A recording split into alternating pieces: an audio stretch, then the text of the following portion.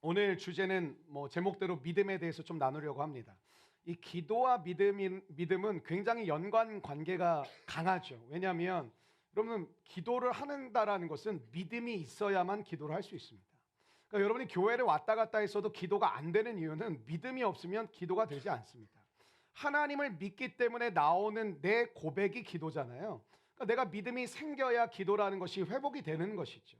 기도에 대한 갈망이 있으신 분들이 우리 교회도 점점 많아지고 있어서 참 감사한 일이라고 생각하는데, 기도가 더 깊어지고 넓어지게 필요한 것은 믿음을 구하셔야 됩니다. 하나님 제게 믿음을 더하여 달라고. 그래서 믿음을 가지게 될 때 기도가 더욱더 깊어지고 넓어지게 되는 은혜가 임하게 된다는 것이죠. 여러분 기도의 궁극적 목적이 뭘까요?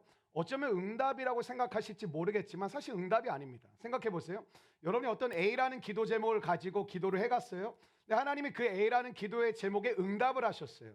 여러분 응답된 것도 감사한 것이지만 하나님이 응답하셨잖아요. 그럼 여러분 응답을 받으면 뭐가 생기냐면 응답받은 거에 감사한 게 아니라 하나님이 일하시는구나, 하나님이 내 기도를 듣고 계시는구나, 하나님이 역사하시는구나, 거기에 우리의 마음에 또 다른 믿음이 더해지게 된다는 것이죠. 믿음이 있기 때문에 기도를 하게 되고, 기도를 통하여 또 다른 새로운 믿음이 주어지는 이 선순환이 이루어지면 믿음과 기도는 함께 가는 것이죠. 우리가 기도의 사람이라는 주제를 가지고 말씀을 나누고 있지만, 그렇다면 기도의 사람은 곧 어떤 사람일까요? 믿음의 사람이라는 거예요. 한번 옆에 인사하실까요? 기도의 사람 되시길 바랍니다. 가르쳐주세요. 그것은 곧 믿음의 사람입니다. 네. 여러분 우리가 계속 9주 동안 기도에 대해서 함께 나누고 있는데, 여러분의 인생에서 기도의 승부를 걸어보신 적 있으십니까? 그러니까 내가 이 기도로만 하나님 앞에서 길을 내시고 역사하신다라는 것을 여러분의 삶 가운데 경험하기 위하여 다른 거 다 내려놓고 오로지 기도로만 한번 해보면 나아가 보자고 결단하시고 나아가서 기도의 승부를 걸어보신 적이 있으십니까? 전 믿음 생활하면서 여러분이 기도의 승부를 꼭 걸어보시기를 주의 이름으로 축원합니다. 여러분 기도는 다양한 능력이 있습니다. 다양한 은혜가 있습니다. 거기에 저와 여러분이 푹 잠기게 되어질 때 다른 차원의 신앙으로 우리가 성장해 가게 될 줄로 믿습니다. 여러분 기도의 은혜는 어떤 것이냐면 영적인 근육, 말려주세요. 네. 기도의 근육이 생기게 되잖아요. 그럼 여러분이 단단해지게 되는데 어느 날 나도 모르게 어떻게 될까요? 쑥 커져 버리게 된다는 것이죠. 그러니까 저와 여러분이 힘이 생기고 능력이 생기게 되면 어느 날 우리는 성장하고 변화된 은혜를 누리게 된다는 것입니다. 여러분 문제가 다가오는데 여러분과 저의 삶은 이전에는 질질질질 끌려다녔다는 것이죠. 이 문제가 오면 또 끌려다니고, 그 문제가 끝나면 또 다른 문제가 찾아오잖아요. 또 다른 문제가 찾아오면 끌려다니고, 1년 365일이 힘든 이유가 뭐냐면 문제를 내가 해결하고 문제를 내가 핸들링하는 게 아니라 문제에 끌려다니기 시작하면 우리의 삶은 문제 속에 갇혀서 삽니다. 그러니까 1년 내내 힘든 거죠. 문제가 없는 적이 없거든요. 이 문제만 해결되면, 여러분 늘 하나님께 그렇게 결단하시죠. 요것만 해결이 되면, 요것만 풀어지면 제가 하나님만 온전히 바라보겠습니다. 여러분 그 문제 풀어지면 또 다른 문제 오고요. 그 문제 해결되면 또 다른 문제가 기다렸던 찾아옵니다. 우리의 삶은 문제가 해결된 상황을 만드는 싸움이 아니라 문제를 내가 해결해 갈 수 있고, 내가 문제에 짓눌려 사는 삶이 아니라 내가 문제를 다스릴 수 있는 사람으로의 변화된 삶이 신앙의 핵심인 것이지, 문제가 없는 상황을 만들어서 이제 문제가 없으니까 내가 하나님께 기도하고 말씀 보고 온전히 헌신하고 선교도 동참하고 전도도 한번 해보고 공동체를 위해서 내가 봉사도 한번 해봐야겠다, 그런 마음을 먹는 것이 아닙니다. 저희 교회는 지금 그러니까 청년들 중에 결혼을 하지 않은 우리 청년들이 우리 공동체의 85%의 짐을 지고 있습니다. 그럼 한 15% 정도가 장년과 젊은 부부들이 지고 있습니다. 사실 15%도 제가 봤을 땐 지금 많이 잡은 것 같은데, 여러분에게 봉사자를 우리가 요구한 게 개척 7년이 지나고 8년이 다 돼가는데 처음으로 사실 그런 간지를 내보냈거든요. 특별히 우리 젊은 부부들과 장년들이 동참해 주시기를 부탁드립니다. 교회는 함께 세워가는 것이지, 교회는 일부분의, 예를 들면 대부분의 기성교회들은 장년들이 다 지고 가서 그게 문제인데, 우리 교회는 또 싱글의 청년들이 대부분의 짐을 지고 가요. 물론 그 인원이 많긴 합니다. 그리고 젊은 부부들은 이제 결혼했다라는 이제 변수가 있죠. 또 아이를 출산하는 또 변수가 생기죠. 여러분 언제까지 상황을 극복해 가는 삶을 살아가시겠습니까? 하나님의 부르심 가운데 여러분이 반응할 수 있는 믿음의 거룩한 은혜가 임하게 되시기를 주의 이름으로 축원합니다. 여러분 항상 중요한 건 그게 뭐냐 하면 따라해 주시겠어요? 평상시 여러분이 평상시 이렇게 여러분의 삶 가운데 평상시 그러니까 매주 그냥 여러분 이 예배 드리는 게 특별한 게 아니라 우리는 그냥 이렇게 살아가는 존재예요. 그러니까 이 평상시에 여러분이 그냥 예배하고 기도하고 큐티하고 말씀 보고 순종하며 살아가다 보면 첫 번째 그냥 성장하게 되거든요. 믿음의 성장이 일어나면 두 가지 현상이 나타나는데 첫 번째는 새로운 일들이 시작됩니다. 두 번째는 문제를 이기는 힘이 생기게 됩니다. 여러분의 삶 가운데 이렇게 평상시에 기도하고 하나님을 바라보며 살면 첫 번째는 새로운 일들이 시작되어지고 두 번째는 문제를 해결할 수 있는 힘이 저와 여러분의 삶 가운데 생기게 된다는 것이죠. 여러분 기도의 세계로 들어가지 않은 성도라면 영적 어린아이입니다. 여러분이 교회를 몇십 년 다녔건 몇 대째 다니건 전 별 의미 없다고 생각합니다. 여러분이 기도의 세계에 들어가지 못했다면 아직도 영적 어린아이인 것이죠. 여러분이 영적 어린아이에서 자라 영적 청소 말이 좀 이상한데 뭐 영적 노인 이런 거 좀 이상하잖아요. 어쨌든 자라가는 은혜가 임하게 되길 바랍니다. 결국 말씀을 듣고 그 말씀이 여러분의 것이 되는 거, 내 것이 되는 거. 그리고 그게 믿음의 실력자가 되도록 만들어주는 거. 핵심이 뭐냐면 한번 따라해 주시겠어요? 훈련. 훈련입니다. 여러분을 성장시키고 자라게 하고 만들어가는 가장 핵심적 요소는 무엇이냐면 훈련입니다. 여러분 훈련을 너무 프로그래머하지 마세요. 뭐 기독교 에센스, 제자 훈련, 선교에 동참하고 봉사하는 그 몇 가지로 여러분이 만들지 마시고 하나님은 여러분의 일상 가운데 훈련에 가기를 원하시고 여러분의 가정 안에서도 훈련에 가셔야 될 것들이 있고 공동체 함께 우리가 신앙생활을 함께 하면서도 훈련에 가야 될 것이고 직장 안에서도 훈련하셔야 될 것이고 삶의 모든 자리에서 하나님은 여러분이 하나님의 자녀답게 살아가도록 훈련하기를 원하십니다. 근데 한국교회가 너무 학교처럼 변하다 보니까 그냥 교회 프로그램을 훈련이라고 자꾸 인식을 하는 거죠. 물론 중요합니다. 말씀 훈련, 기도 훈련, 순종을 하는 훈련이 가장 밑바탕이 되는 훈련이니까. 근데 여러분이 훈련을 그렇게 교회 안에서만 받는 거라고 생각한다면 우리의 문제는 뭐냐면 교회 밖을 나가면 내 힘이 없다라는 거예요. 아무도 여러분의 말에 주목해 주지 않는다라는 거예요. 여러분이 세상을 변화시키지 못한다라는 거예요. 내가 세상의 빛과 소금으로 살아낼 수 있는 힘이 없어요. 교회 안에서는 호랑이고 교회 안에서는 사자인데 나가면 고양이고 나가면 아무것도 아닌 존재가 돼버린다라는 것이죠. 여러분 핵심 훈련입니다. 여러분 좋은 설교만 듣는다고 좋은 그리스도인이 됩니까?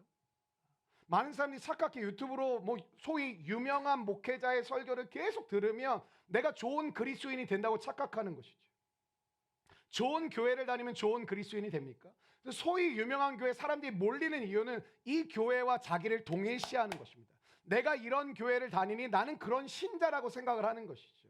여러분 정말 이름난 교회 저도 있어봤지만 다니면 여러분이 좋은 그리스도인이 됩니까? 그럼 우리 교회 문 닫고 그냥 같이 옮기는 게 낫습니다.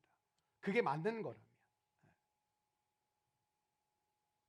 여러분 좋은 그리스도인은 훈련을 반드시 통과해야 해요. 그것은 자기 자신이 해야 되는 것이죠. 여러분 스스로가 훈련을 통과해야 되는 것이지 훈련만큼은 누가 해줄 수 있는 것이 아닙니다. 아무리 부부관계라도 각자 훈련을 통과해 가야 됩니다. 원망하고 불평할 것도 없어요. 각자 함께 할 것도 있지만 각자가 해가야 돼요. 공동체 안에 있지만 우리 각자가 하나님이 주신 훈련의 단계들을 각자가 통과해낼 때 우리 공동체가 어떻게 될까요? 단단해지겠죠. 그러니까 마귀가 치고 들어올 구멍이 없는 거예요. 뭔가 약한 구멍이 있어야 되는데 구멍이 없으니까 치고 들어올 수가 없는 것이죠. 여러분 동물의 왕하면 누굴까요? 뭐 화났어요? 사자. 배고파요? 네. 사자 맞아요, 사자. 또 뭐가 있죠? 사자의 적수? 호랑이. 네. 잘하시네요. 네. 사자와 호랑이를 우리가 얘기하는데 이런 류의 동물들 우리가 맹수라 그러잖아요. 맹수. 근데 여러분 맹수의 특징이 하나 있는데 뭐냐면 오늘 설교의 제목처럼 야성이라는 게 있어요. 여러분 동물원에서 어릴 때부터 막 이렇게 뭐 분유 타서 먹이고 막 그래도 여러분 맹수들은 그 안에는 본성적으로 야성이 있습니다. 우리 교회도 맹수처럼 생긴 사람도 있잖아요. 평소에는 잘 드러나지 않지만 적수가 생기면 맹수로서의 본성과 기질이 드러나요. 평상시에는 잘 모르는데 딱 적이 나타나는 순간 그 맹수의 기질과 본성들이 드러난다는 것이죠. 여러분 그리스도인에게도 야성이 있다는 거 압니까? 한국교회가요 예전에는 야성이란 말을 정말 많이 했습니다. 믿음의 야성을 굉장히 많이 했거든요. 왜냐하면 성도들도 목회자들도 믿음의 야성이 있었습니다. 근데 어느샌가부터 목회자도 성도도 믿음의 야성이라는 게 없어요. 그리고 믿음의 야성을 얘기하면 사람들은 굉장히 부담스러워요. 그 교회에 와서 그냥 좋은 양육만 받기를 원하지 내가 무언가를 변화시키는 주체가 된다라는 것을 성도들은 원하지 않아요. 그러니까 목회자들도 어떠냐면 지금은 그렇게 되기가 어려워. 성도들이 바라지 않아. 할 일이 너무 많아. 시대가 바뀌었어라고 얘기하면서 더 높은 기준을 제시하지 않습니다. 그 교회가 거의 유치원이 된 거죠. 아, 오셨어요, 오셨어요. 잘하셨어요, 잘하셨어요. 괜찮아요, 괜찮아요. 아마 저를 만난 많은 성도들이 깜짝 놀랄 겁니다. 제가 혼내거든요. 잘못됐다고 얘기하거든요.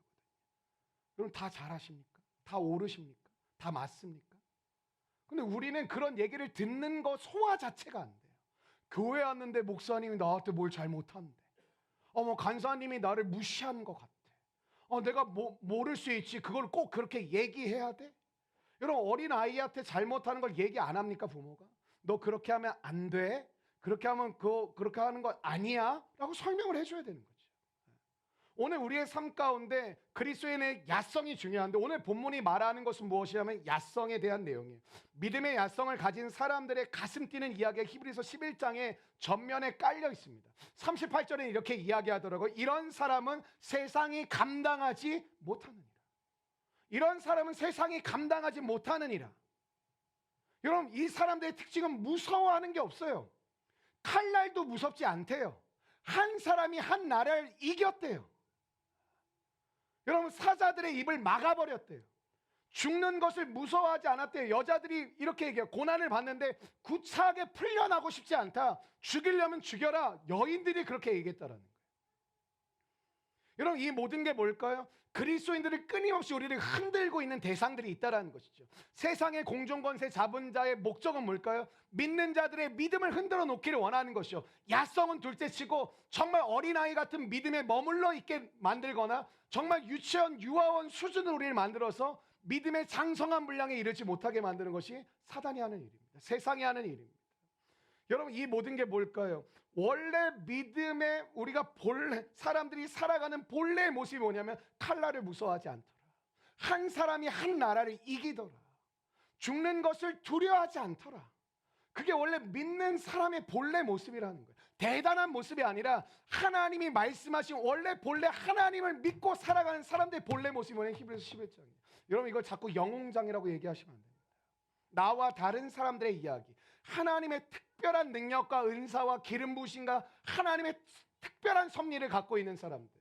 저는 불편할 때가 있습니다. 어느 성도가 무언가 잘 되면 신방을 요청하고 만나고 식사를 하다 보면 이렇게 이야기할 때가 있으시더라고요. 하나님께서 저에게 저희 가정에 특별한 은혜를 주신 거라. 여러분, 근데 그 특별함은 뭐냐면 인과관계들. 제가 이렇게 했더니 이런 걸 주셨다고. 여러분, 예수 믿는데 믿음 생활 열심히 해요. 근데 어떤 사람은 병들어요. 어떤 사람은 병 안 들어요. 똑같이 믿음 생활 제가 볼 때 똑같이 잘하는데 어떤 사람은 가난해요. 근데 어떤 사람은 되게 부유해요. 여러분, 인과관계로 성경을 이해하기 시작하면 이해가 안 될 이야기들이 되게 많습니다. 하나님은 우리 모두에게 동일한 기준을 가지고 이끌어 가시는 것이 아니라, 옆 사람 보세요. 너무 독특하게 생겼죠. 여러분, 이 한 명 한 명을 향한 하나님의 특별하고 놀랍고 오묘한 섭리와 계획을 가지고 한 분 한 분을, 한 사람 한 사람을 하나님은 이끌어 가신다라는 것이죠. 그렇기 때문에 내가 이렇게 됐다고 당신도 이렇게 해봐라고 말한다라는 것은 사실 조심스러운 거예요. 말씀이라면 물론 그렇게 얘기할 수 있지만, 내가 이렇게 했더니 하나님이 이렇게 복을 많이 주시더라. 마치 이런 것이죠. 간증 집회에 많은 연예인들을 각 교회 새생명축제 저도 많이 해봤거든요. 이게 모시는 이유가 뭡니까? 첫 번째는 알려진 사람이니까, 교회 예수님을 얘기하면 안 오니까 일단 접근점을 좀 낮게 해가지고 오도록 만드는데, 그 사람의 이야기들 간증 집회의 특징이 뭐냐면, 내가 이렇게 해서 하나님 복을 주셨으니 당신들도 그렇게 하면 그런 복을 받게 될 것이다. 여러분, 꿈 깨십시오. 하나님은 그 사람처럼 여러분을 꼭 인도하시지 않았습니다. 여러분들 또한 그 사람처럼 하나님은 여러분을 귀히 여기십니다. 이것을 믿으시게 되기를 바랍니다. 여러분, 평소에는 세상 사람들과 별반 차이가 없어 보였어요. 믿음의 사람들이. 결정적인 순간엔 어때요? 믿음의 야성이 드러났다는 것이죠. 진짜 그리스도인은 부활 신앙이 있습니다. 살면 살고 죽으면 죽고. 진짜 그리스도인지 아닌지를 알려면 여러분, 믿음의 배우자 놓고 기도하는 청년들 되게 많죠. 여러분, 착각하고 있는 거예요. 교회에서 그 사람이 봉사하는 모습 보고 반하더라고요. 그 사람이 선교 참여해서 수고하는 모습 보고 반하더라고요. 제일 중요한 모습은 뭔지 아세요? 그 사람이 어려움을 당했을 때 어떻게 반응하는지 보면 여러분 믿음의 배우자로 선택할지 말지, 물론 여러분이 선택한다고 그 사람이 뭐 예스하진 않지만 마음이라도 기쁘잖아요. 넌 내가 선택해 줄게. 넌 아니야. 어려움을 직면해 보면 금방 그 사람의 믿음의 진위를 알 수 있어요. 어려운 순간이 오는데 마음 깊은 곳에서부터 믿음이 올라오면서 반응한다면 진짜입니다. 그 안에 믿음의 야성이 있는 거예요. 한번 옆사람에게 축복하십시다. 믿음의 야성이 회복되길 바랍니다. 저는 오늘 우리의 믿음을 점검해 보길 원합니다. 믿음의 야성이 있는가? 야성이란 게 뭡니까? 어려움이 오면 더 강력해지는 거예요. 여러분의 삶 가운데 문제가 오면 더 강력해지는 거예요. 그게 믿음의 야성이에요. 어려움이 오는데 더 강력해져요. 무너지는 것이 아니라 더 강력하게 반응해요. 여러분, 그래서 믿음의 야성은 온실 속에서 결코 자라지 않습니다. 왜 한국교회 믿음의 야성을 가진 성도와 목사를 보기가 어려운가? 간단합니다. 온실 속에 들어가 있기 때문에. 거친 광야에서 야성은 자라는 것이지 온실 속에서는 결코 자라지 않습니다. 한국교회는 온실 속에서 성도들을 키우고 있으니 믿음의 야성을 가진 성도들을 바란다는 것 자체가 사실은 앞뒤가 맞지 않는 거겠죠. 여러분, 광야로 가야 합니다. 대답이 없네요. 대답 안 해도 돼요. 알아서 보내실 거니까. 지금 웃으시는 분들은 지금 당해보신 분들이에요. 내가 아멘 안 하면 안 보내시고 아멘 하면 보내시고, 아멘 안 해도 상관없어요. 알아서 친절하게 보내주실 겁니다. 광야에서 부딪히고 싸울 때 여러분 시간을 허비하는 게 아니에요. 믿음의 야성이 회복되고 자라는 시간이에요. 여러분이 회사에서 오늘도 부딪히고 싸우고, 학교에서 대학에서 부딪히고 싸우고, 여러분 사람들과 부딪히고 싸우고, 공동체 안에서 때론 갈등이 있고 어려움이 있고, 그때마다 여러분 그건 시간을 허비하는 것이 아닙니다. 저와 여러분의 믿음의 야성이 자라가는 것인 줄로 믿습니다. 여러분, 맹수들은 죽을 때 죽더라도 기가 안 죽어요. 사자가 여러분 적수와 마주할 때 죽을 때 어때요? 절대 안 물러서요. 근데 여러분 사슴 어때요? 촐랑촐랑거리잖아요. 얼룩말 그냥 경박해, 그냥 다다다다다다. 근데 사자는 그 자리에서 죽더라도 덤벼요. 끝까지 싸워요. 기가 안 죽어요. 여러분, 한국교회 그리스도인들의 문제가 뭡니까? 이미 기가 팍 죽은 거 아닙니까? 싸워보기도 전에 이미 포기한 거 아닙니까?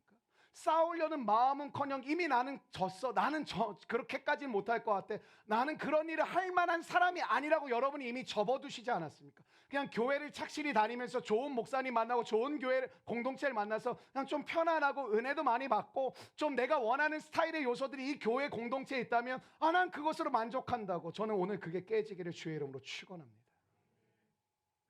여러분, 오늘 히브리서에 나오는 믿음의 사람들이 맹수들과 똑같습니다.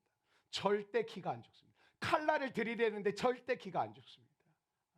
죽음의 위협 앞에 있는데 여인들조차 절대 기가 안 죽습니다. 사실 우리 한국교회 믿음의 선배들도 야성이 있었습니다. 일제강점기와 6.25 전쟁을 치르면서 대한민국은 종교적 자유라는 건 전혀 없는 상황이었습니다. 특별히 기독교에 대한 박해는 이로 말할 수가 없었습니다. 대표적으로 여러분이 이해하실 만한 두 분을 꼽자면 주기철 목사님, 손양원 목사님과 같은 믿음의 야성을 증명해내신 분들, 그런 사람들이 대표적인 분들이 여러분이 자주 우리 목회자가 예화를 드니까 여러분 아시지만 수도 없는 사람들의 한국 교회사를 공부해 보시면 수도 없는 믿음의 사람들이 이 죽음 앞에서 죽음을 두려워하지 않고 기꺼이 죽으며 기꺼이 하나님의 영광을 선포하며 그들의 삶을 내어놓았습니다. 그래서 우리가 지금 예수를 믿을 수 있는 것입니다. 그들에게 뭐가 있었습니까? 죽으면 죽으리라. 세상과 맞짱 떴어요. 절대 타협하거나 굴복하지 않았다라는 것이죠. 그런데 현대 그리스도인들은 야성이 사라졌어요. 우리는 이전보다는 굉장히 세련돼진 것은 맞습니다. 교회 찬양도 우리 전사님 정말 찬양 잘하거든요. 저 이런 게 안 맞는 거지만 소위 잘 나가고 유명한 분들 많이 만나고 했는데 굉장히 참 눈치 없네. 빨리빨리 해줘야 내가 말을 빨리 끝나고 다음 설교를 넘어갈까. 난 진심이에요. 근데 이전에 어땠어요? 참 마룻바닥에 그런 사진 여러분 아시죠? 무릎 바닥에 엄마가 애 업고 꼭 그런 사진으로 이제 교회 포스터 만들거든요. 그 아이를 이렇게 포대기 하고 무릎 꿇고 기도하는 SNS 안 해요? 많이 나와요. 그런데 보면 밤을 새우고 철야를 그냥 했어요. 뭐 특별한 일이 있는 게 아니라 밤 새우고 철야하는 건 그냥 했어요. 조금 어려움 있고 조금 문제 있으면 그냥 했어요. 어려움이 조금 더 심해지면 교회 가서 뒤집어 쓰고 철야를 했어요. 그래도 답답하면 산에 올라가서 소나무를 뽑았어요. 말씀드렸지만 소나무 안 뽑힙니다. 그게 야성. 근데 요즘은 예배 드리러 들어오는 순간 조금만 더워도 조금만 추워도 예배를 못 드립니다. 교회는 훈련 프로그램이 많아졌고 우리는 아는 게 많아졌습니다. 신앙 서적들은 넘쳐 흐를 정도로 하루가 멀다 하고 찍어져 나오고 있습니다. 교회가 학교가 돼버렸습니다. 다 공부만 하고 있는 거예요. 공부를 하지 말라는 것이 아닙니다. 중요한 것은 그 모든 것들이 여러분의 믿음의 야성을 만들고 있느냐고 저는 묻고 싶은 것입니다. 우리는 이제 거친 광야로 나가기를 원합니다. 실제적으로 여러분의 삶에서 헌신을 하고 희생을 하고 땀을 흘릴 수 있게 되기를 주의 이름으로 축원합니다. 저는 이제 선교 다녀와서 예언서 묵상을 이제 개인적으로 마치고 복음서 묵상을 하고 있습니다. 복음서 묵상을 하는데 문득 제 마음 가운데 화요일 날 이런 생각이 들었습니다. 그럼 마태복음부터 읽어가니까 7장에 보니까 좁은 길 뭐 이런 게 나오잖아요. 좁은 길, 믿음의 길 다 똑같은 말이거든요.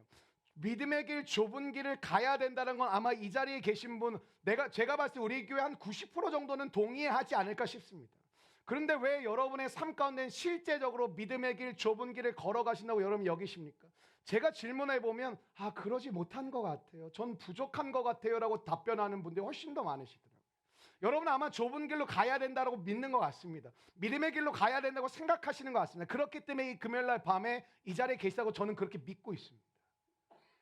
근데 왜 우리는 믿음의 길을 가야 되나 알고 있고 좁은 길로 걸어가야 되는가로 믿고 있는데 왜 우리는 그 길을 가기를 여전히 주저주저하고 있을까? 답은 간단하더라도 묵상하는데 금방 답을 알게 됐습니다. 가지 않는 이유가 뭘까? 헌신해야 되니까, 희생해야 되니까, 땀 흘려야 되니까, 한마디로 힘드니까. 우리가 야성이 사라지니까 이전보다 아는 것은 훨씬 더 많아졌는데 별일 아닌 것에 시험에 자꾸 듭니다. 한국 교회는 은혜를 받았다라는 말과 시험에 들었다는 말이 거의 50대 50으로 들려지고 있습니다. 각 공동체마다. 누구는 은혜를 받았다. 근데 둘 중 한 명은 시험에 들었다. 근데 얘기를 들어보면 별일 아닌 일들이에요.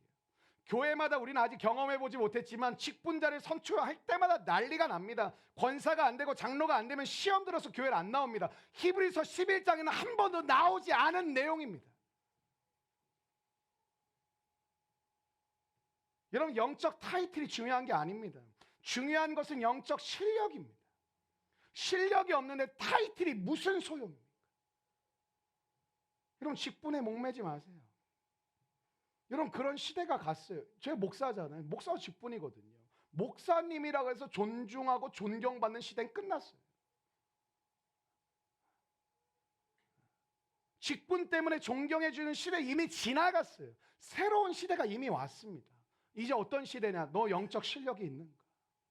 타이틀 중요하지 않아요. 여러분이 성도면 어떻습니까? 여러분이 그냥 팀원이면 어떻습니까? 근데 여러분에게 영적 실력이 있는가? 그러니까 우리는 어때요? 타이틀을 원하면서도 무언가 콜링이 들어오면 또 부담스러워. 뭔가 해보고 싶은 마음도 있지만 막상 콜링을 받으면 할까 말까 엄청 고민이 돼. 그건 아주 간단합니다. 내 안에 실력이 없으면 주저하게 되어 있습니다. 내가 잘할 수 있을까? 왜 안 맡기십니까? 하나님의 일을 하는데. 내가 이걸 끝까지 할 수 있을까? 포기하지 않을까? 중간에 잘못되면 사람들한테 폐를 끼치겠지. 내가 그러면 안 하는 게 차라리 낫겠지. 여러분, 그거는 하나님의 부르심에 대한 이해가 없는 것입니다.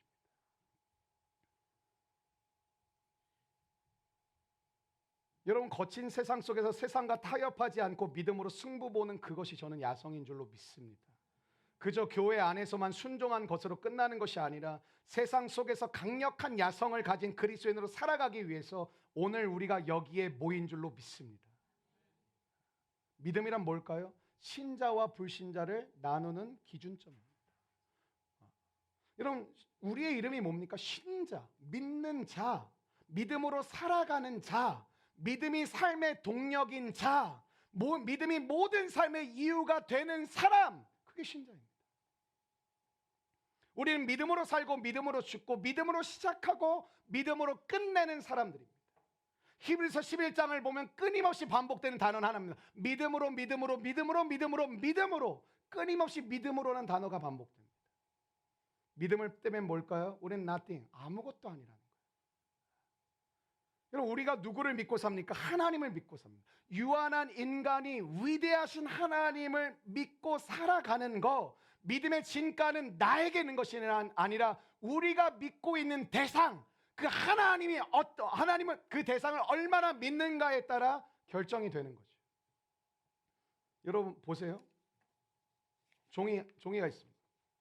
종이 한 장을 보면 악보여서 안 되는데 쉽게 찢어집니다. 물 뿌리면 구부러집니다. 이게 우리 믿음입니다.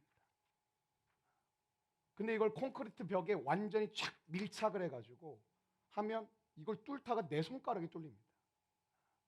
우리의 믿음이라는 거는 내가 이게 단단해지고 견고해져서 어떤 공격과 어떤 회방에도 내가 맞서 싸우는 게 아니라 나를 하나님께 완전히 밀착시키는 겁니다.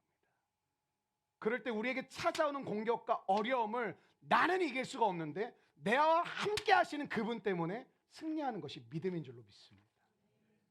여러분, 히브리서 11장에 나오는 믿음의 사람들을 보면 많은 사람들이 등장합니다. 뭐 아브라함도 나오고 이삭도 나오고 뭐 요셉도 나오고 많이 모세도 나오죠. 믿음의 사람들은 그들의 생명을 걸었다라는 공통점이 있더라고요. 38절 말씀처럼 그들은 동일한 평가를 받습니다. 세상이 감당하지 못하는 사람들이다. 한 사람이 나라를 이긴다. 우린 진로에 대해서만도 굉장히 고민이 많은데 한 사람이 한 나라를 이긴다. 어떤 시련과 핍박에도 조금도 기죽지 않고 그대로 정면 돌파하는 사람들이더라. 어떻게 그렇게 살 수 있었는가? 히브리서 11장은 딱 한마디만 합니다. 믿음으로. 그러니까 믿음 하나가 얼마나 대단한가를 사실 우리에게 말씀해 주고 계신 거예요. 히브리서 11장은 온실속이 아닙니다. 여러분, 오늘 집에 가셔서 히브리서 11장을 너무 많이 설교도 들으셨겠지만 다시 한번 읽어보십시오. 1절부터 마지막 절까지 있는데 이곳에서 나오는 믿음의 사람들의 모든 배경은 온실 속에 있는 사람이 단 한 명도 없습니다. 다 거친 광야입니다. 거친 들판입니다. 죽음을 두려워하지 않고 진리를 실천해내는 용기, 상황에 무릎을 꿇지 않고 믿음으로 삶의 어려운 현실을 정면으로 맞부딪히는 태도. 저는 오늘 저와 여러분이 믿음의 야성이 회복되는 놀라운 마음이 되기를 주의 이름으로 축원합니다. 좀 단계별로 3가지 정도를 살펴보고 싶은데, 첫 번째 메시지는 한번 따라해 주세요. 두려움에 맞서야 한다. 좀 더 크게 얘기하시죠. 두려움에 맞서야 한다. 그럼 믿음으로 사는 길은 이전에 걸어갔던 길과 전혀 다른 길을 걸어가는 삶입니다. 그러니까 자꾸 여러분의 경험과 지식을 얘기하지 마시고 그걸 내려놓고 전혀 다른 길을 가는 것입니다. 이전에 살아가던 삶이 아니라 전혀 다른 삶, 그러니까 완전히 새로운 길을 걸어가는 거예요. 그러니까 익숙했던 내 삶의 방식을 빨리 벗어버리셔야 됩니다. 여러분, 예수를 정말 믿게 됐다면, 변화가 되셨다면 여러분이 하셔야 될 건 뭐냐면 내가 자아를 죽이는 게 아니라 그 전까지 내가 살아왔던 삶의 방식을 벗어 던지셔야 됩니다. 믿음의 길은 익숙한 삶에서 떠나는 것입니다. 여러분이 공간적 떠남을 말하는 것이 아니라 여러분의 삶의 스타일을 바꾸는 것입니다. 지금까지 살아왔던 삶의 패턴을 정리하는 것이죠. 그러려고 하면 익숙하고 편안한 삶을 거부하셔야 됩니다. 그래서 믿음으로 사는 게 그래서 어려운 거예요. 우리가 좀 잘 알고 따져봐야 되는데 왜 어렵냐면 익숙하고 편안한 삶을 거부해야 되니까 어려운 거예요. 여러분, 한번 생각해 보세요. 사람들은 모두가 새로운 길을 구하고 있습니다. 변화되기를 원합니다. 근데 그렇게 바라는 원한 만큼 의외로 굉장히 적은 사람만이, 소수만이 변화를 얻습니다. 새로운 길을 걸어갑니다. 왜 그럴까요? 사람들은 새로운 길을 소망하면서도 동시에 나서지 못하는 이유가 뭘까요? 두렵기 때문에. 사람들은 변화를 원하지만 변화를 동시에 두려워합니다. 변화가 없는 삶을 살아가는 이유가 뭘까요? 현재의 삶을 고수하고 있기 때문에. 안 바꾸기 때문에. 항상 믿음으로 살아가려고 하다 보면 항상 두려움이라는 것과 여러분은 싸우셔야 됩니다. 반드시 싸우셔야 됩니다. 여러분, 실제로 믿음의 삶은 모험입니다. 모험을 거부하면 어떻게 될까요? 안주가 찾아오겠죠. 모험을 거부하면 그 다음 단계의 모험이 오는 게 아니라, 모험을 내가 거절하면 여러분에게는 안주라는 것이 찾아올 겁니다. 늘 문제는 두려움입니다. 두려움.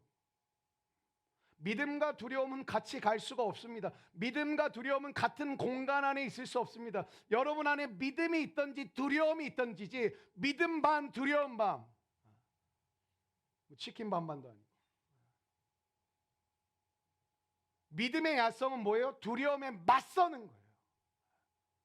그리스도인에게도 두려움이 옵니다. 중요한 것은 두려움이 있지만 두려움을 넘어서는 것입니다. 믿음으로 살고 싶은데 두려움을 극복하지 못하신다면 설교자로서 죄송하지만 별 도리가 없습니다. 제가 여러분에게 알려드릴 수 있는 하나님의 방법은 없습니다.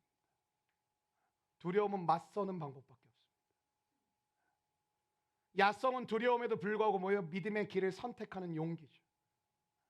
오늘 이 시대의 자녀들을 키울 때도 두려움이 옵니다. 세상의 방식과 맞서 다른 방식으로 키우려고 하면, 하나님의 말씀을 우선으로 하고 하나님의 뜻을 우선으로 하면 두려움이라는 게 옵니다. 내 아이가 뒤처지지 않을까? 내 아이가 이걸 못하면 어떻게 될까? 내 아이에게 내가 이걸 잘못하고 있는 것은 아닐까? 그 두려움을 극복하지 못하면 세상의 방식을 따라야 합니다. 여러분, 사탄이 주로 하는 일이 뭘까요? 사탄은 허구나 일이 있습니다. 두려움을 배달하러 다닙니다. 사탄 거의 쿠팡의 원조입니다. 새벽 배송, 샛별 배송. 그러나 여러분, 우리가 속지 말아야 할 것은 사탄은 겁만 준다라는 사실 잊지 마시기를 축원합니다. 두려움 뭐예요? 그냥 두려움이에요. 두려움은 실제가 아니에요. 여러분, 두려움이라는 것은 그냥 하나의 감정의 상태일 뿐이지, 여러분, 두려움은 실제가 아닙니다. 아멘이십니까? 이걸 여러분이 기억하시기를 축원합니다. 뭐라고요? 두려움은 실제가 아니다라는 거예요. 한번 따라해 주실까요? 두려움은 실제가 아니다. 두려움 뭘까? 일어나지 않은 일을 마치 일어난 것처럼 여러분에게 포장해서 주는 것입니다. 앞당겨 끌고 와서 일어나지도 않은 일을 마치 너의 삶이 이렇게 될 거야, 아니 그렇게 되었어 라고 여러분에게 주는 것이죠. 사탄의 별명이 뭐죠? 거짓의 아비, 거짓의 천재입니다. 일어나지 않을 일을 일어날 것처럼 부풀리며 과장하는 데 천재입니다. 그래서 우리가 시도조차 못하도록 총공격을 합니다. 특별히 언제? 하나님을 기쁘시게 하는 선택과 결정을 하려고 할 때, 내가 움직이려고 할 때. 거짓의 소가 두려움에 갇혀 빠져나오지 못하게 만듭니다. 속지 마십시오. 로마서 8장 15절에 보니까, 너희는 다시 무서워하는 종의 영을 받지 아니하고 양자의 영을 받았으므로 우리가 아빠 아버지라고 부르짖느니라. 두려움은 믿음으로 살지 못하게 만드는 힘입니다. 두려움에 빠지면 모든 게 올 스톱됩니다. 여러분, 두려움에 빠져보셨죠? 모든 걸 다 중단하면 일단 생각해보고, 일단 고민해봐야 되겠다. 그리고 여러분이 아주 거룩하게 포장하자. 일단 기도해보고. 두려움에 빠지면 모든 것이 스톱되고 아무것도 못하고 눕게 됩니다. 두려움은 여러분의 모든 가능성을 다 빼앗아 갑니다. 여러분, 왜 세월을 여러분에게 낭비하지 말라고 에베소서는 여러분에게 이야기하고 있을까? 왜 가르쳐 주실까요? 여러분이 두려움에 빠지면 그 세월을 다 빼앗깁니다. 그 순간에 여러분의 재능과 달란트를 다 우리의 삶을 돌아보니까 얼마나 많은 내 삶의 과거가 두려움 안에 갇혀 있었는지 억울하더라고요. 내가 못한 이유가 대부분 두렵기 때문이었더라고요. 이러면 어떡하지? 저렇게 되면 어떡하지? 이렇게 될 거야. 이렇게 되겠지? 내가 못하겠지? 잘 안 되겠지? 실패할 수밖에 없겠지? 그리스도인이라도 두려움에 걸려들면 무기력하게 되고요. 그게 심하면 정신병이 되는 거예요. 정신병의 핵심 뭔지 아세요? 두려움이에요. 두려움. 그 두려움의 덫에 빠지면 새로운 삶을 살 수가 없습니다. 믿음의 삶을 살 수가 없어요. 말씀대로 살 수가 없습니다. 말씀을 적용하려고 하면, 말씀을 내 삶에 실천하려고 하면 뭐예요? 두려움부터 오는데 어떡하랍니까? 우리는 두려움과 싸워야 돼요. 하나님의 백성답게 살고 승리하기 위해서는 반드시 우리는 두려움과 싸우셔야 됩니다. 여러분, 두려움을 이겨내려면 일어나지 않은 상황에 주목할 것이 아니라 확실한, 선명한, 분명한 하나님께 여러분의 시선을 주목하고 고정하시기를 바랍니다. 그래서 영어 성경에 뭐 이런 표현이죠. Fix your eyes on Jesus. 하나님께 너의 시선을 못 박아, 그냥 고정해버려. 히브리서 12장 2절에 봤더니 믿음의 주요 또 온전하게 하시는 이 예수를 바라보자. 우리의 눈을 주님께 고정하기를 원합니다. 여러분, 왜 우리는 기도할 때 눈을 감을까요? 눈을 감고 집중한다는 의미도 있지만 세상의 모든 상황에 내 눈을 감고 내 안에 계신, 나와 동행하고 계신, 나를 붙들고 계신, 나를 인도하고 계신, 나를 공급하시는 그 하나님만 바라보겠다라는 믿음의 표현입니다. 눈을 뜨고 기도해도 전혀 문제되진 않습니다.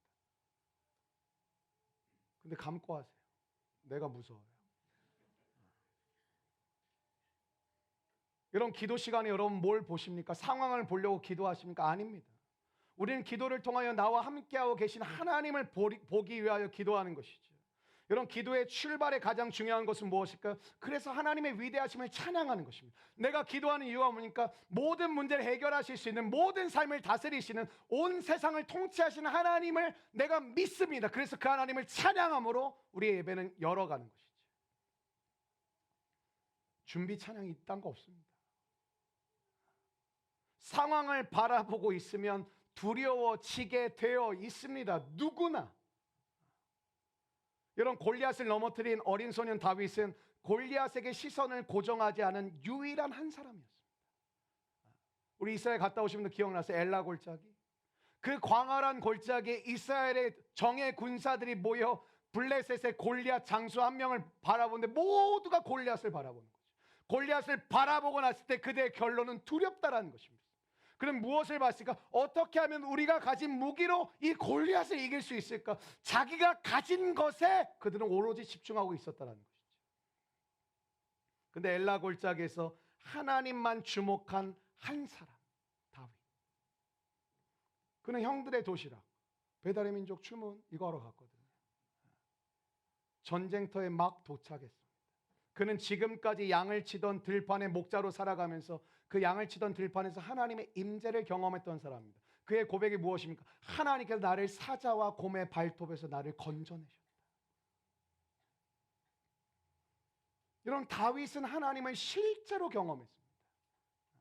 우리로 따지면 이런 거예요. 나 주일 성수해, 나 교회 몇 년 다녔어, 이런 게 아니라 하나님을 실제로 경험한 고백을 하는 것이죠. 다윗의 시선을 가득 채우고 있었던 그 화면은 뭘까요? 하나님. 다윗의 시선에는 오로지 보이는 게 딱 한 가지 화면, 하나님. 그의 눈에 비친 골리앗은 뭘까요? 곰 한 마리. 그러니까 여러분, 사울 왕이 자기가 가지고 있는 최고의 무기를 다윗에게 주는데 다윗이 몇 번 하더니 다 내려놓고 자기가 가지고 있는 막대기 하나 들고 가죠. 뭘 깨달았을까? 이 싸움은 내 힘의 싸움이 아니라 하나님이 하시는 싸움이라는 그는 알았어요. 곰 한 마리, 막대기 하나 충분해. 그럼 들어간 것입니다.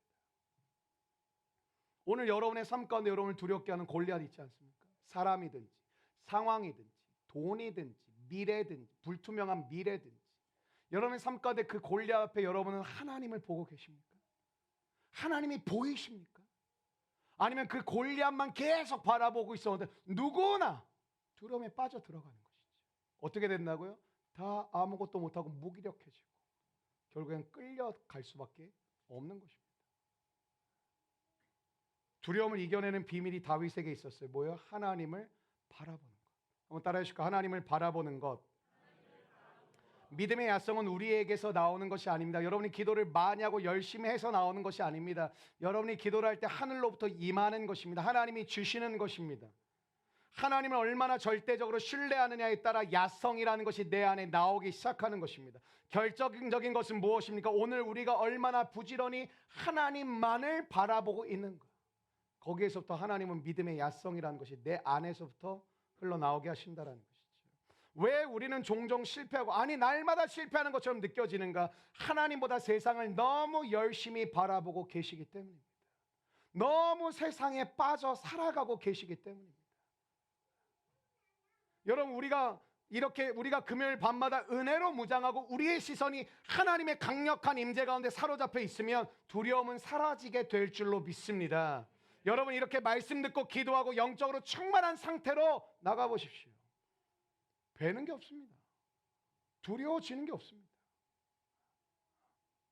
여러분, 막 기도를 한 30분 하고 난 다음에 더 두려워졌어. 더 무서워. 그럼 몇 대 맞아야 됩니다. 하나님의 인도하신 대로 따르면, 이런 거예요. 그냥 간단해. 삶이 하나님이 인도하신 대로 따르면 난 되는 거고, 나는 뭐 사람들이 어떻든 상황이 어떻든 난 그냥 말씀 따라가면 되는 거고. 저로 예를 들면 부흥이 안 된다, 교회하면 어렵다, 교회 지금 다 무너졌다, 코로나 때 10,000개 사라졌다, 개척하면 1% 될까 말까다, 자립하기 어렵다, 큰 교회에서 분립개척 정도 해야 한 25% 30% 살아남지, 나머지 교회는 다 문 닫는다. 그 말 속에 나는 하나님 두려움이 안 오겠냐고요. 내가 두려웠다 그랬잖아요. 하나님 나중에 하겠습니다. 그게 뭐예요? 두렵다는 거죠. 부목사 경험하고 하겠습니다. 목사 안수 받으면 하겠습니다. 뭐가 되면 하겠습니다. 무슨 표현? 그게 되면 내가 그럴 능력이 부족하다는 표현이 아니에요. 두렵다라는 거예요. 나 딴에는 합리적으로 얘기를 하는 거죠. 하나님께 이런 것도 필요하지 않습니까? 하나님, 개척을 하려면 이런 경험도 해봐야 되지 않겠습니까? 내가 아무 경험이 없는데 그걸 어떻게 감당하겠습니까?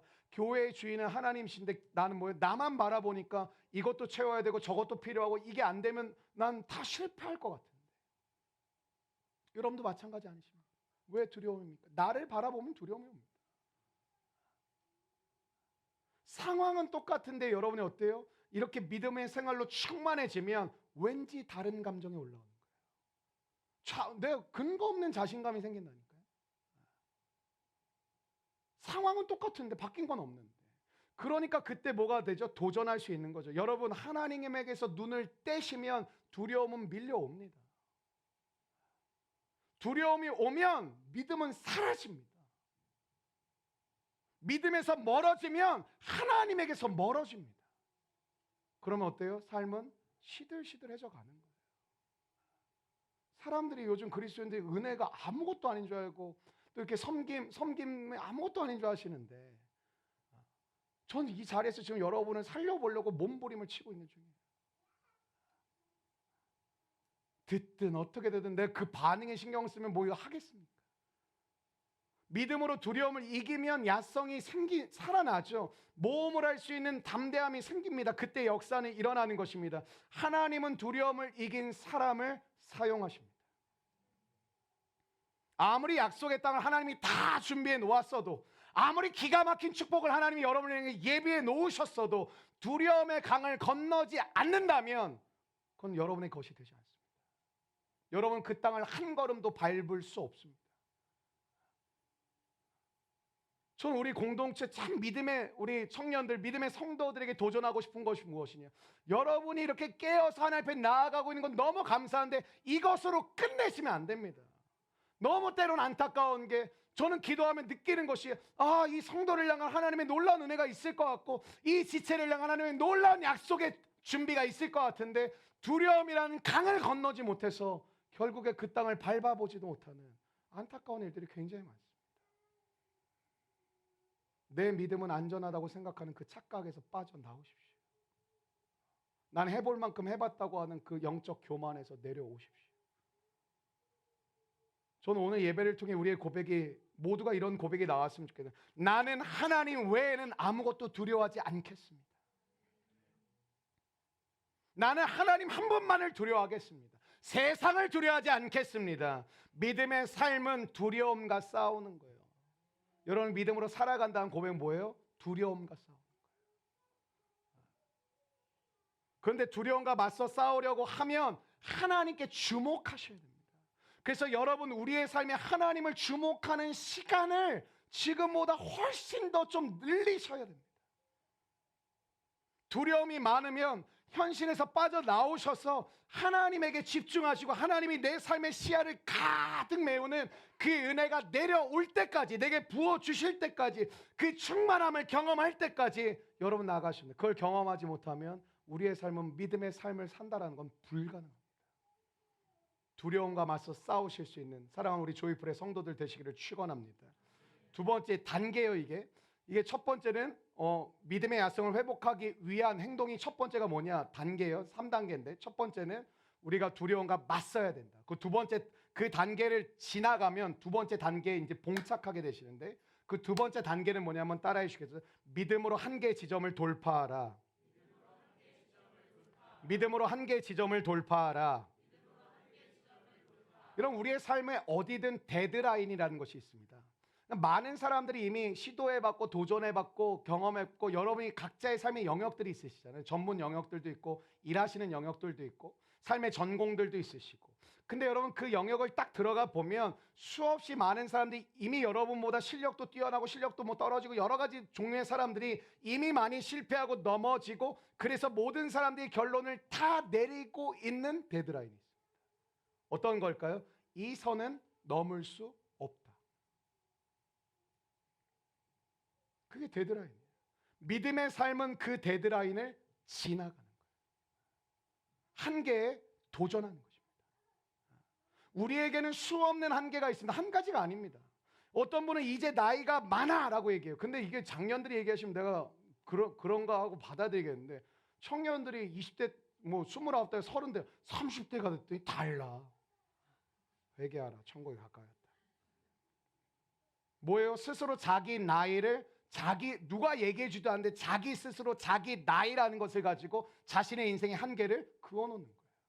누가 그어주지 않았는데 알아서 내가 이 나이에 뭘 하랴. 여러분 하나님의 사람은 나이 가지고 많이 이야기하는 거 저는 안 좋다고 생각해요. 이 얘기가 작년 지내서만 있는 게 아니에요. 젊은 모들 이제 뭐 몸이 예전 같지 않아. 잠만 자든가.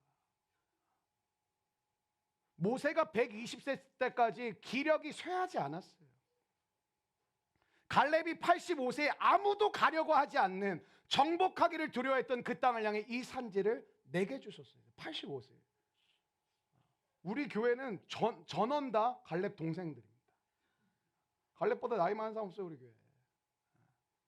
여러분이 121세 정도 되면 제가 인정해 드릴게요. 근데 내가 못 볼 것 같아요, 여러분은 그러면. 여러분 은퇴라는 것은 사회적 은퇴의 개념이 있을 뿐이지 영적 은퇴는 없어요. 필리핀 선교하는데 이번에 김정천 선교사님이 만 70세가 되셨어요.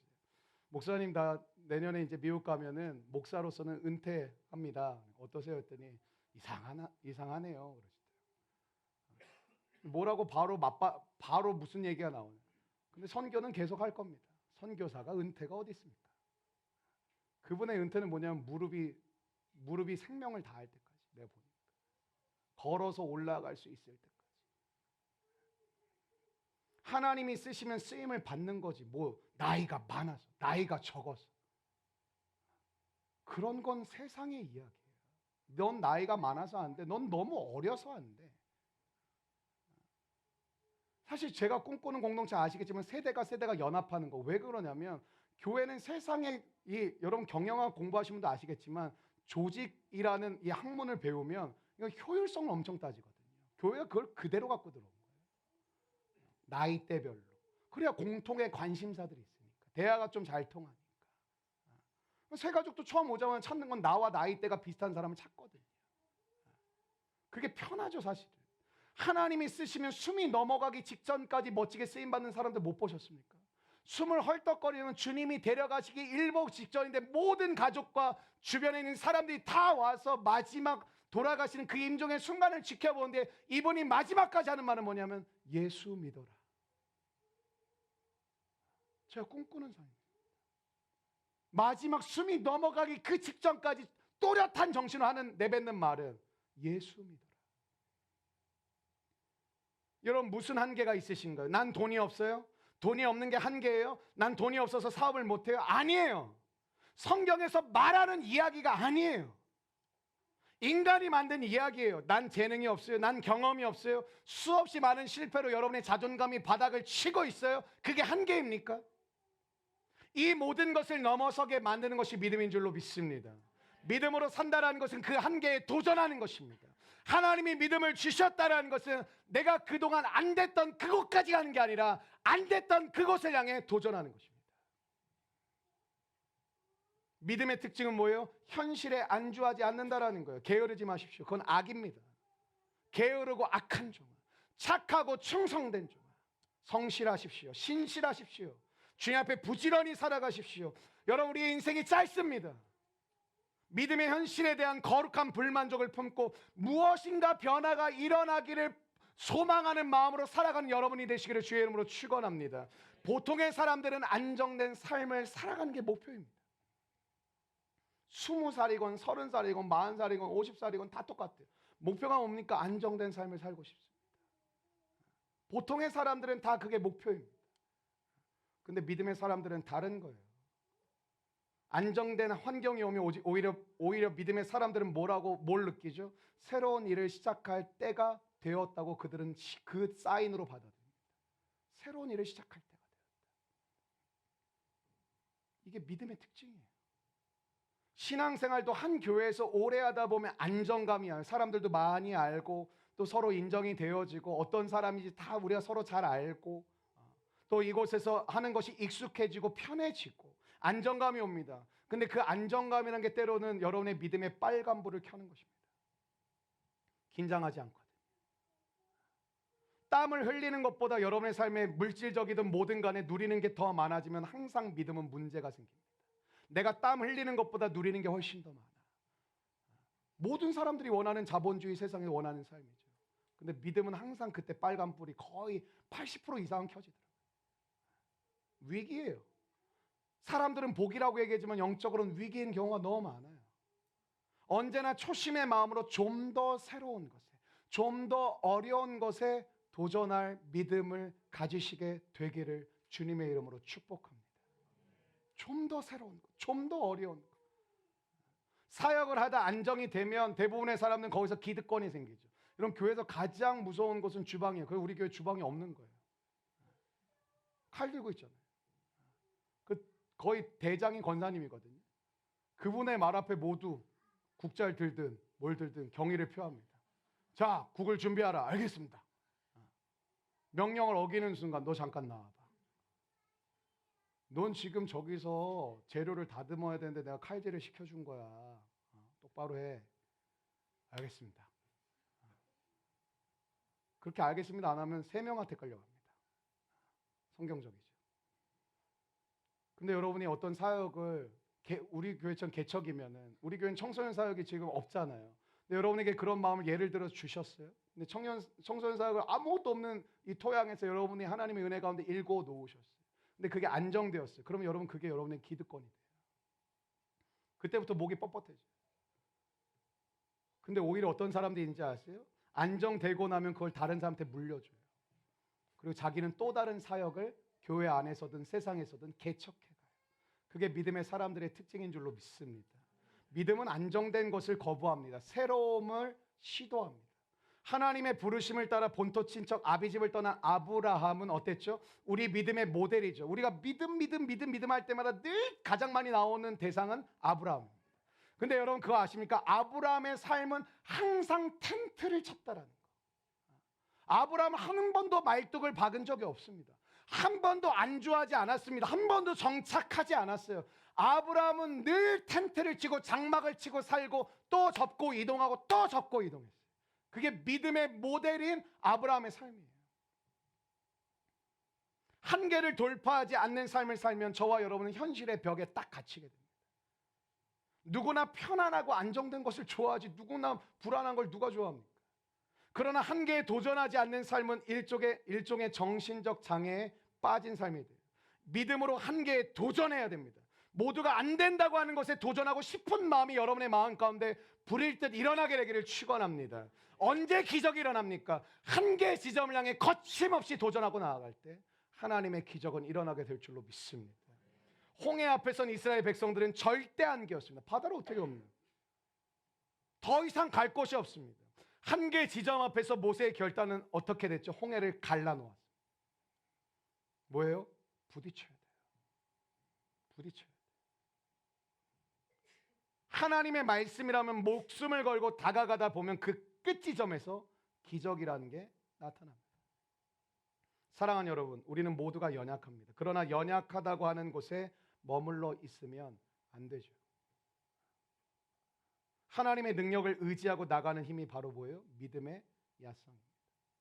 여러분, 세상 속에 살아가면 목사님 세상을 너무 모르셔서 그럽니다. 압니다. 계란으로 바위치기 같은 상황에 빠질 때가 되게 많이 계시죠. 난 계란이고 이 바위를 어떻게 깨? 주변의 사람들이 바보 같은 짓이라고 여러분을 조롱할 때가 많을 겁니다. 안 믿는 가족부터, 믿는 가족도 이해가 안 될 판인데 안 믿는 가족은 오죽하겠습니까? 믿는 친구들도 바보라고 하는데 안 믿는 친구들은 뭐라고 하겠습니까? 그러나 믿음이란 한계를 깨는데 필요한 거예요. 믿음을 왜 구합니까? 한계를 깨는데 필요하기 때문에. 여러분, 한번 깊이 생각해 보십시오. 여러분의 삶이 현상 유지를 하는 삶을 살고 있다면 과연 믿음이 필요합니까? 나는 그냥 이 안정된 삶을 유지하는 게 여러분의 삶의 목적이고 목표라면 여러분의 삶의 믿음이라는 게 굳이 필요합니까? 별일 없이 편안하게 사는 게 내 삶의 꿈이라면 도대체 믿음은 어디에 써야 되는 것입니까? 쓸 곳이 없지 않습니까?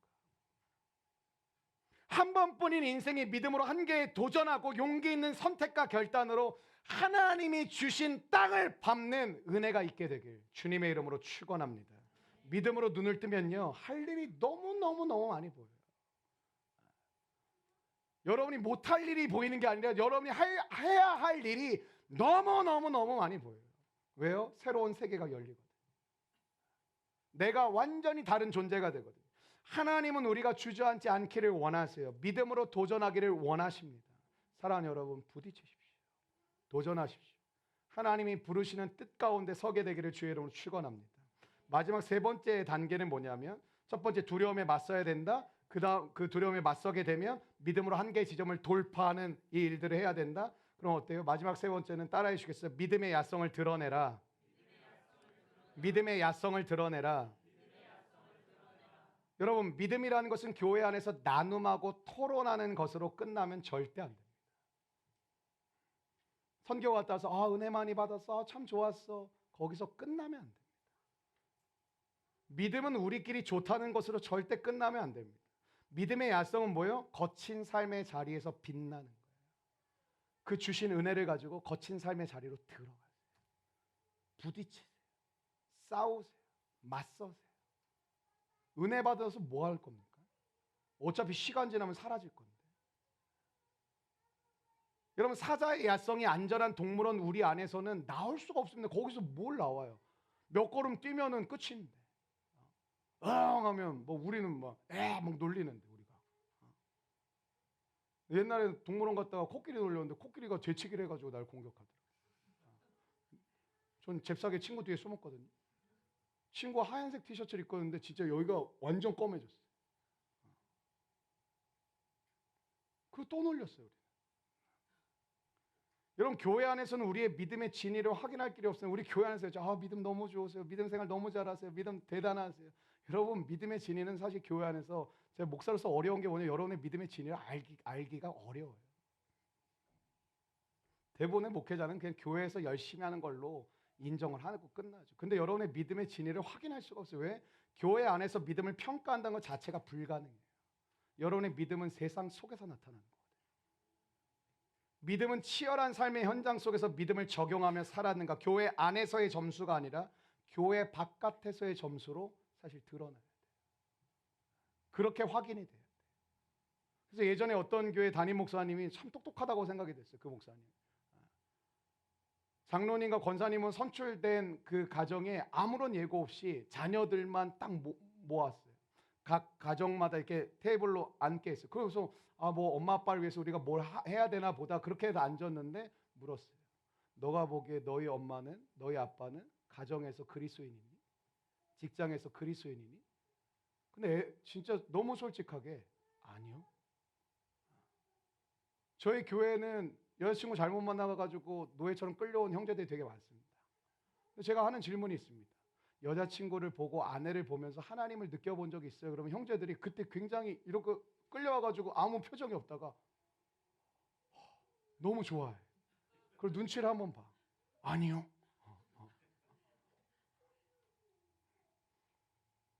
여러분, 믿음으로 계속 살다 보면 믿음이 내 안에서 뭘까요? 운동성이 됩니다. 히브리서 4장 12절은 하나님의 말씀은 살아있고 활력이 있었는데, 활력이 있어를 우리말 성경에 보면 운동력이 있어라고 해석을 하는데, 운동력이란 뭘까? 여러분의 삶 가운데 활력과 운동력. 여러분들 우리 작년들은 활력 얻으시려고 뭐 홍삼도 드시고 이러잖아요.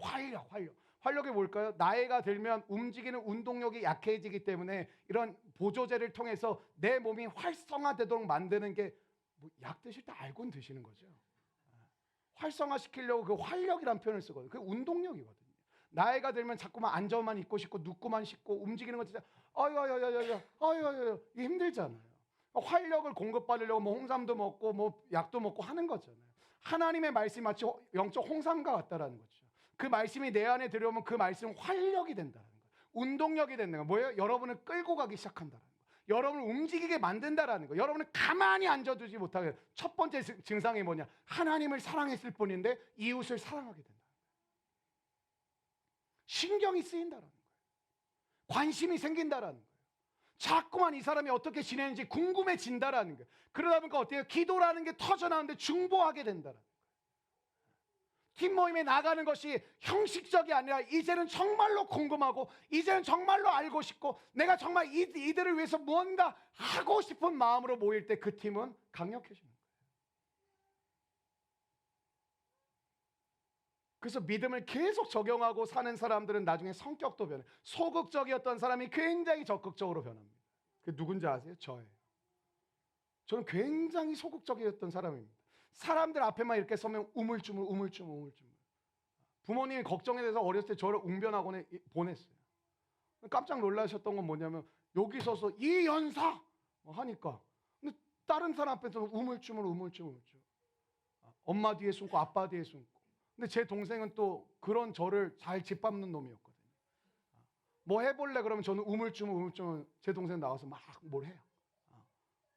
그때부터 증오심이 좀 생겼던 거예요. 내 모든 영광을 뺏어가는 놈이구나. 평생에 조심해야지. 웅변을 시키고 막 나름대로 어떻게 남자답게 막 키우려고 막 하셨던 거예요. 나 안 되는데 어떻게. 사람들 앞에 서는 것 자체를 굉장히 스트레스 받아하고 두려워했던 사람이 서기만 하면 가슴이 쿵쿵거리고. 이번에 우리 마지막에 개인 복음을 전하는데 한 450명 500명 앞에서 산지족 사람들 전하는데 우리 지환 형제하고 예슬간사 전하는데 예슬간사 먼저 했죠. 너무 담대하게 막 하는 거예요. 그래서 너무 잘하는데. 그런데 나중에 보미 집사가 너무 기쁜 소식을 계속 전해주는 거예요. 예슬이가요.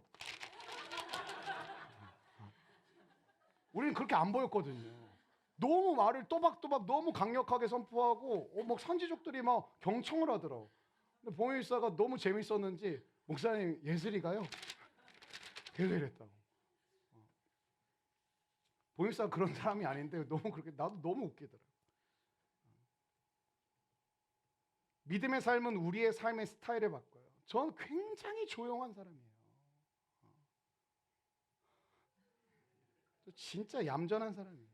내가 이렇게 사는 것 자체가 사실 불가능한 사람인데 근데 제가 변했어요. 제 마음에 용광로가 생긴 거예요. 막 불이 끓어올라요. 가만히 있을 수가 없어요. 저는 어떤 성향으로 바뀌었는지 아세요? 저야말로 제 꿈이 뭔지 아세요? 평범하게 살고 싶다가 제 꿈이었어요. 근데 이제는 내 마음 가운데 어떤 모습이 있는지 알아요? 우리 아내가 나 잘못 만났거든요. 저는 뭔가 편안하면 오히려 그때부터 불편해져요.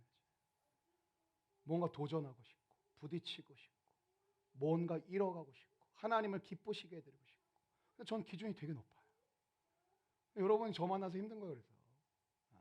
그래서 지금 한국교회 현실은 잘한다고 너무 수고한다고 너무 애쓴다고.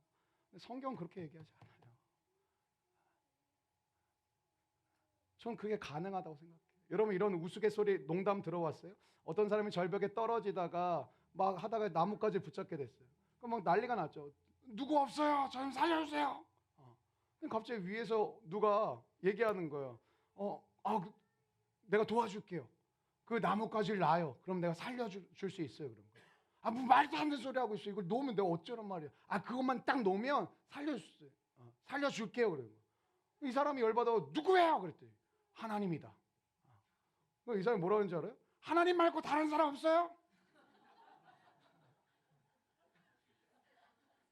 우리가 그렇다니까요. 하나님이 나뭇가지를 놓아라 그러면 놓으면 사는데 다른 사람 없어요? 다른 방법 없어요? 여러분 실제 상황이 닥쳐보면 믿음은 온데간데 없어질 때가 많아요. 여러분 하나님 진짜 믿습니까? 아멘 하시지만 하나님을 믿는다고 하는데 사실은 안 믿는 사람이 많아요. 너무 많아요. 말은 다 아는데 안으로 들어가 보면 안 믿어요. 우리의 삶에 능력이 나타나지 않는 이유는 간단히 하나님을 믿지 않기 때문에. 주님의 제자들도 믿는다고 말은 엄청 했는데 믿지 않았어요.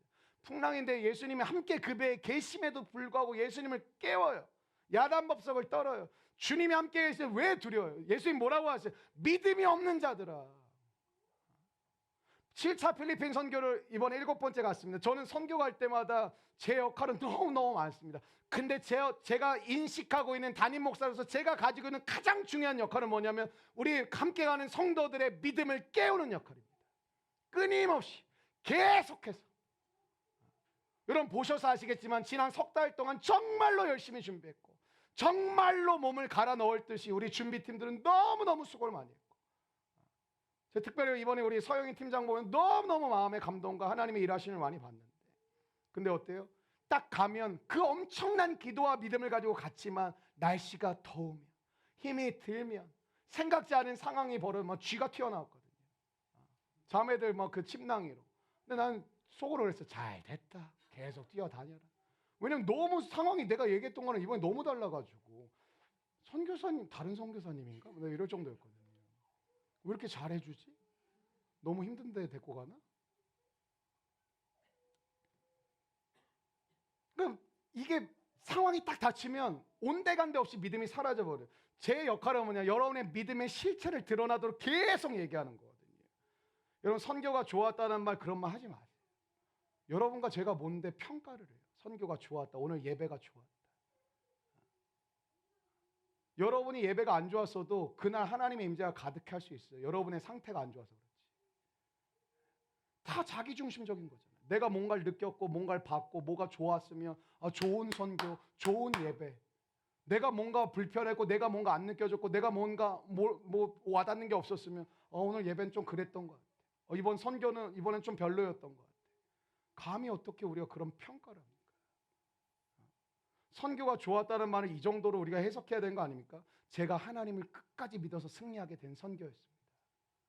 하나님만 믿게 다녀와서 하나님만 더욱 믿게 되었습니다. 그게 좋은 선교 정도라고 우리가 표현할 수 있겠지.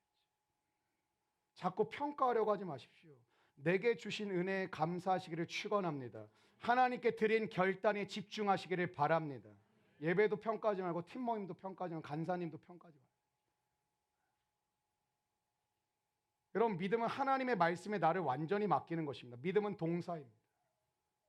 삶으로 증명하는 것입니다. 버리라 하면 버리고 포기하라 하면 포기하고 손해보라 하면 손해보고 순종하라 하면 순종하는 것입니다. 그게 믿음입니다. 믿음으로 행할 때 능력이 나타나는 것입니다. 믿음으로 행할 때 기적이 일어나는 것입니다. 예수님이 말씀하셨습니다. 믿음대로 될지어다. 여러분 기억하십시오. 그리스도인은 믿음으로 산 것만 남는 것입니다. 말씀을 믿고 행동으로 옮긴 것만 여러분과 저의 인생이 되는 것입니다. 야고보서 2장 17절은 그래서 이렇게 강력하게 이야기하죠. 이와 같이 행함이 없는 믿음은 죽은 것입니다.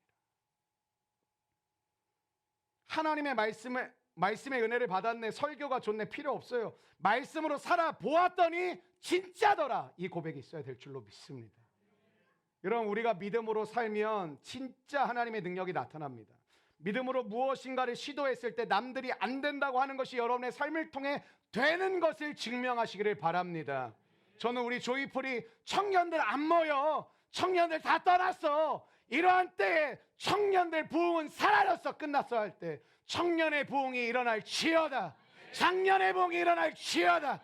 젊은 부부들이 돌이킬 지어다. 아무리 말로 할 필요 없어요. 능력으로 나타내는 거예요. 구체적으로 살아보는 거예요. 우리 삶의 믿음으로 사는 가운데 능력이 나타날 줄로 믿습니다. 복음의 능력 아무리 말로 해도 소용없어요. 복음의 능력을 언제 경험합니까? 여러분이 기도하고 복음을 전했을 때 한 영혼이 꼬꾸라지고 뒤집어져서 주님 앞에 엎드려 그 인생이 변화된 걸 볼 때 여러분은 복음의 능력을 보게 되는 것이죠. 여러분, 아픈 환자가 있는데 그 사람을 보고 그냥 안부를 묻고 끝나는 게 아니라 약 잘 챙겨 먹어, 치료 잘 받아라고 말만 하는 것이 아니라 때로는 하나님이 우리에게 강한 마음을 주신다면 그 사람을 두고 끊임없이 금식하고 기도하면서 환자를 살려내는 경험을 해보았을 때 능력이 나타날 줄로 믿습니다. 그럼 믿음의 야성이 살아나는 거예요. 하나님이 누구를 도우라고 하셔서 도왔더니 하나님이 놀라운 은혜를 내게 부어주시더라. 문제를 가지고 철야하고 금식하고 기도하고 매달렸더니 기적이 일어났더라. 오랫동안 마음에 맺혀있던 사람을 용서하라 하셔서 힘들고 힘들었지만 용서를 했더니 하나님이 내 인생에 묶여있던 다른 결박들을 풀어주시더라. 하나님의 말씀이 진리라고 믿는 믿음을 행동하라는 거예요. 움직이라는 거예요. 말씀을 듣고 그대로 행하면 하나님이 우리에게 기적을 보여주시고 문이 열리게 하실 줄로 믿습니다. 누가 안 된다고 그랬냐? 봐라, 되지 않냐? 저는 우리 조이풀이 그렇게 되기를 원합니다. 우리가 쪼그라들고 숨고 꼬리를 내리고 자꾸 우리 믿음의 변명이 많아지고 행동은 줄어들고 믿음의 진가를 드러내는 삶을 우리가 포기해 버린다면 이제 우리는 세상 속에서 멸시천대를 받으며 살아갈 것입니다.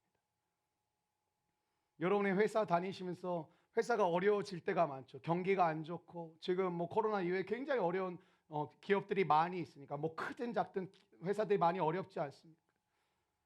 여러분은 어떤 마음으로 회사를 다니고 있어요? 회사 어렵네, 옮길 준비해야 되겠네. 여러분이 그리스도인이고 믿음의 야성을 가졌다면 하나님 이 회사 덕분에 우리 가족이 먹고 살았는데 이 기업이 살 길은 없겠습니까? 이 직장을 놓고 때로는 40일 아침 금식을 해가며 하나님 이 기업을 살려주실 방법은 없습니까? 이 기업이 살아날 수 있는 방법은 없겠습니까? 하나님은 저에게 지혜를 주십시오. 저에게 은혜를 주십시오. 하나님의 사람인 저를 통하여 놀라운 일을 해보십시오. 이래 하시기를 원합니다. 여러분이 40일 금식이 끝나고 대표님에게 사장님에게 가서 제가 40일 동안 이 직장을 위하여 하나님 앞에 엎드려 기도하고 구하고 금식했을 때 하나님이 제게 이런 마음을 주셨는데 대표님 한번 이렇게 해보시면 어떻겠습니까? 그게 믿음의 사람. 그게 믿음의 야성이에요. 회사가 어려워지네? 그만둬야지. 사역을 해도 마찬가지예요. 밤낮으로 열심히 한 것만을 여러분이 얘기하는 것이 아니라 여러분을 통해 부흥이 일어나기를 축원합니다. 특별히 사랑하는 간사님들 통해 부흥이 일어나기를 축원합니다. 실제적으로 증명되는, 안 된다고 하고 다른 팀이 어떻게 되든 말건 하나님이 나를 통해 일하시는 것을 사람들에게 드러낼 수 있는 우리의 믿음의 야성을 증명할 수 있는. 여러분 왜 믿음으로 살다가 스스로 포기하는지 아세요? 증명되지 않으니까. 사람들한테 내가 뭐라고 얘기할 게 없으니까. 사람들은 공격을 점점 심하게 하거든. 네가 기도해서 된 게 뭐 있냐? 네가 금요일마다 가서 기도했다고 하는데 예배 드려가지고 뭐가 바뀌었냐? 여러분이 그게 진짜같이 들리거든요. 여러분이 어떤 비전을 향해서 한 1년 정도는 여러분 감내하셔야 돼요. 새로운 일을 하기 시작할 때 조롱의 소리, 야 그거 하느니 차라리 알바하는 게 낫겠다. 야 그거 하느니 그냥 너 원래 하던 거 하는 게 낫겠다. 야 그렇게 사느니 이제 와서 고생을 하고 앉아 그냥 편하게 이런 거 하면서 그냥 해라. 이제 와서 꿈이고 비전이고 이상한 소리 하고 있냐. 그 소리를 이겨내지 못해요. 왜? 그게 맞는 말이거든요. 두 번째, 여러분의 마음에 믿음이 없으면 그거 못 이겨요. 저는 오늘 우리가 정직하게 주님 앞에 이 질문 앞에 섰으면 좋겠어요. 내가 하나님을 진짜 믿냐? 내가 하나님의 말씀을 진짜 믿냐? 그게 믿어진다면 사랑하는 여러분, 두려움을 걷어차버리고 여러분 한계 지점으로 달려가십시오. 하나님이 여러분을 통해 놀라운 일을 행하실 줄로 믿습니다. 교회 그냥 왔다 갔다 하고 저한테 또 리더들한테 인정받고 서로 재밌고 즐겁고 거기서 멈추지 마십시오. 하나님, 이 땅의 청년들이 주님을 저버리고 술 취함과 방탕함과 마약 온갖 것으로 더럽혀지고 있는 이 세상 가운데 하나님 저를 통해 제가 20대인데 20대들을 저를 통해 살려주십시오. 제가 30대인데 30대를 살려주십시오. 하나님 제가 신혼부부고 젊은 부부인데 저를 통해 젊은 부부들이 주께 돌아오게 해주십시오. 제가 장년인데 하나님 장년들 다시 하나님 앞에 엎드려 기도하게 해주십시오.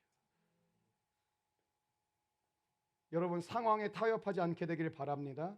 좀 거칠게 예수를 믿게 되길 바랍니다. 말씀을 말씀으로 믿게 되길 바랍니다. 물러서지 않게 되길 바랍니다. 두려워하지 않게 되길 바랍니다. 하나님이 말씀하시는 대로 하게 되길 바랍니다. 우리의 이성의 세계를 뛰어넘고 하나님이 주신 믿음으로 야성을 가진 삶을 통해 하나님의 일들을 날마다 경험하는 은혜가 있게 되길 주님의 이름으로 축원합니다. 여러분 믿음의 야성을 회복하는 밤이 되길 원해요. 뭐예요? 야성은 어려움이 올수록 더 강해지는 힘이에요. 처음엔 그래서 우리가 뭐예요? 두려움에 맞서야 돼요. 두려움에 맞서는 일이 지나가게 되면 하나님 여러분 어느 단계로 인도하세요? 한계 지점을 돌파하는 자리로 보내요. 그 지점을 넘어서 뭐예요? 여러분의 삶을 통해 입증하게 하세요. 하나님의 살아계심을, 하나님의 위대하심을 증명하게 하세요. 그게 하나님께 영광 돌리는 삶입니다. 하나님께 영광 돌리는 삶은 추상적이지 않습니다. 가장 먼저 두려움과 싸우셔야 됩니다. 이기셔야 됩니다.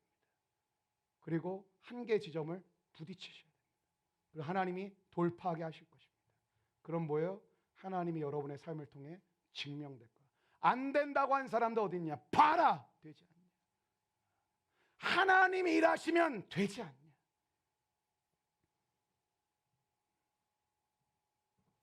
여러분 믿음의 사건이 그래서 중요해요. 여러분의 가정 안에서도 믿음의 사건이 이루어지길 바랍니다.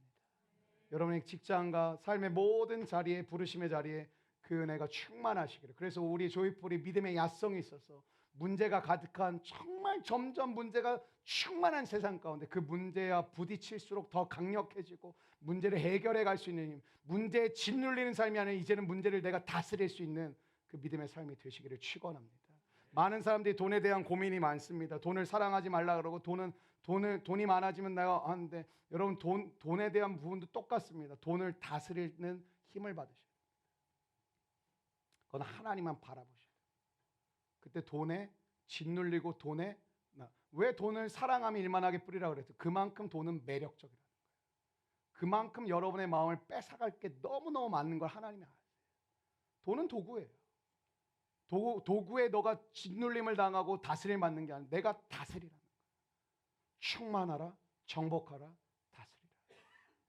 2024년도가 마무리되고 2024년도를 우리가 맞이하게 될 것인데 한 해를 마무리하고 새로운 새해를 맞이할 때 사랑하는 여러분 믿음의 야성을 회복하기를 축원합니다. 그리고 여러분 삶에 충만하십시오. 정복하십시오. 다스리십시오. 두려움의 강을 건너 하나님이 여러분을 향해 놀랍게 예비하신 약속의 땅을 여러분의 발걸음을 통해 밟으십시오. 그리고 그 두려움의 강을 건널 수 있도록 옆 사람을 끌고 함께 넘어오십시오. 모세처럼 여호수아처럼 하나님의 그 거룩한 사명을 감당하는 믿음의 종들 되시기를 주의 이름으로 축원합니다.